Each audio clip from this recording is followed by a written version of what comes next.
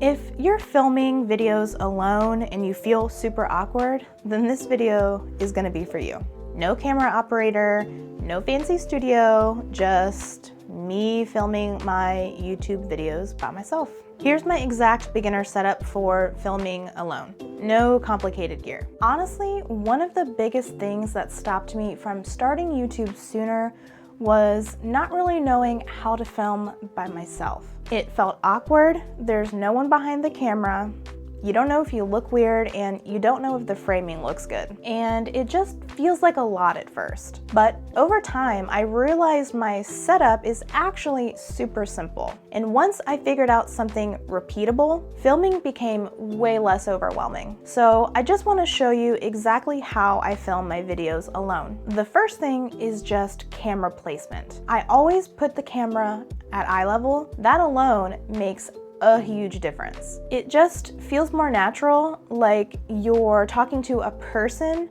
instead of talking down at a camera or up at one. And I use a tripod so I don't have to touch anything once it's all set up. That way I can just sit down and really focus on what I'm trying to say instead of having to constantly adjust things or readjust things. Even using my phone works perfectly for this. It doesn't matter whether you're using a camera or if you're using your phone. The next thing that I focus on is audio. This is one thing that when I started, I didn't really think played a huge difference in video quality or YouTube videos, but it actually makes a really big difference. Even a simple microphone makes your videos clearer and easier to watch. It doesn't need to be super expensive or overly complicated. You just need something that helps your voice sound clean. Lighting is another thing that I try to keep really simple. Most of the time, I use window light. I'll sit in front of a window and that already looks good by default.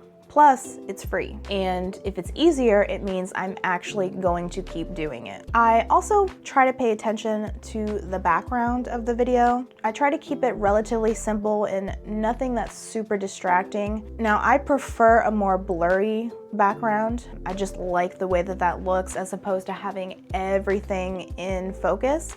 I like the separation between myself in the background, and I find that having camera blur or having the background blurry, I prefer that, but that's personal preference. And sometimes I'll move something out of frame or I'll adjust where I'm sitting. It doesn't have to look perfect, just clean enough so that the focus is on myself. And when it comes down to actually filming, I don't get it perfect all in one take. The sentence, I'll pause, or I'll forget what I'm trying to say, and that's normal because really that's just a part of the whole filming process. It gets easier the more that you do it, and eventually it starts to feel more natural. And before I film, I usually have notes either on my phone or on my tablet. Nothing super detailed, just a few reminders so I don't forget what I'm trying to say or what I'm trying to talk about. It makes filming feel a lot less stressful. And at the end of the day, this whole setup is super simple. It's not about having